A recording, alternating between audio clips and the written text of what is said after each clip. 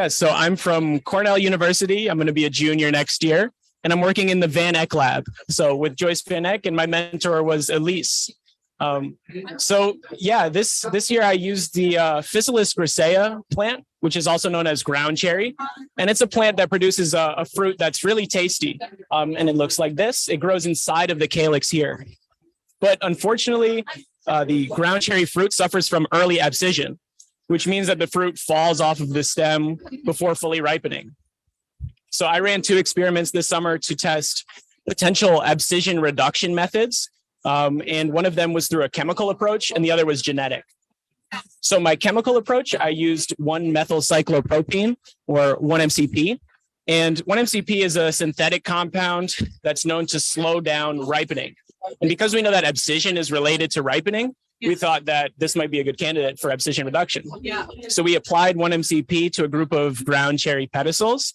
And then we also, exactly, yeah. So we made the solution and then used a paintbrush to apply them specifically to the pedicels. And then we also compared this to 2 control groups. One of them was a water treatment where we again used paintbrushes, not the same paintbrushes, and applied the water to the pedicels.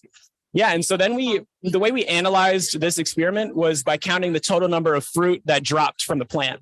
So we had, I went and recorded the total fruit drop from each of our plants about every other day for 23 days, and then plotted the data here. And I analyzed this data set with a paired t-test, which, as you might assume, showed that there was not a significant difference in our 1-MCP application. So we would have hoped that our 1-MCP line was maybe lower down here, showing that 1-MCP dropped fewer fruit, or the 1-MCP application led to lower fruit drop. But in this experiment, there was no significant difference. Yeah.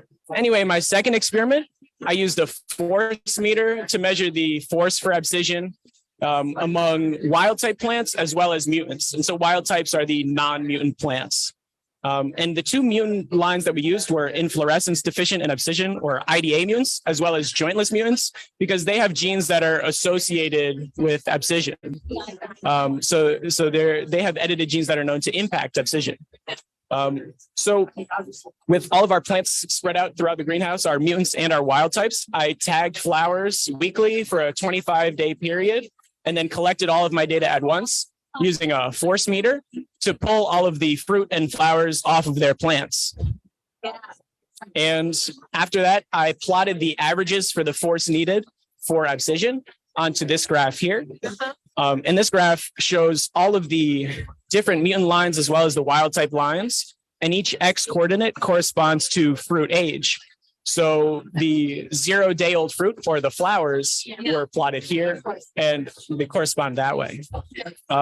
So again, I analyzed this data set using a paired t-test, and there was not a significant difference between our mutant lines and our wild type lines when I did the comparisons between all of the sets pairwise.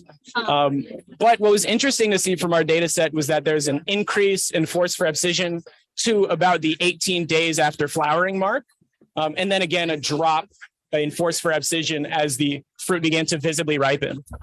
So again, not the exact findings that we hope to see, but in the future, we could rerun both of these experiments and apply them on a larger scale. So we could rerun the 1-MCP experiment with higher concentrations of 1-MCP. And yeah, we used 135 parts per million 1-MCP, and 1-MCP is actually, we received it as a powder. So we then applied it to water to make the solution. And so that's why we used the water control as well as the untreated control. Yeah, so yeah, we could increase that concentration. We found 135 from a paper that applied 1-MCP, I think, to tomatoes. And tomatoes are similar to ground cherry, but yeah, there were also other papers that showed higher concentrations. So we could do maybe a gradient of increased concentration of 1-MCP. And if that shows that 1-MCP does reduce ground cherry abscission, then it could be applied on a larger scale for farming application. Yeah. But hold on a little longer. Exactly. Yeah, absolutely. Cool. some project that surprised you? I mean, beyond just these results, but was there any like methodology that you were surprised by or you had a lot of fun with? Yeah, actually, this wasn't directly associated with my project and my findings, but in the lab, I worked with Elise on agrobacterium transformation. So we really went through the whole process of editing the genome. Yeah. And it was a really cool process. I was surprised at how many steps were involved, and maybe not as surprised, but you have to be very clean. You have to make sure that there's no contamination. So that was really cool just to see how much goes into editing the genome and growing those plants. We then grew them in a growth chamber, which is very cool to see. Yeah. So that was a fun project for sure. Well, I'm trying to think of anything else. If there was, you talked about doing the increase in gradient, see, maybe at what part per million you start to actually have the fruit holding on.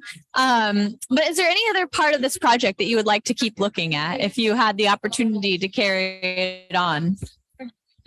Yeah, absolutely. I think the potential for the force meter is really great, and it could be used to have super precise data as to what mutant lines or what applications require higher force and significantly higher force for Abscission. So I think what could be cool is to combine 1-MCP application with mutant lines to see if those fruit would have significantly higher force for Abscission. But the force meter could be used on a lot of different plants as well, just to see different statistics about the plants. I think we're going to have to move on, but thank you so much for sharing your project. And it looks like a lot of fun, probably a lot of hours in the greenhouse when it's very warm. Yeah. So excellent. Well, have a good rest of your summer, and I hope you get to enjoy the rest of your semester here at Cornell. Thank you.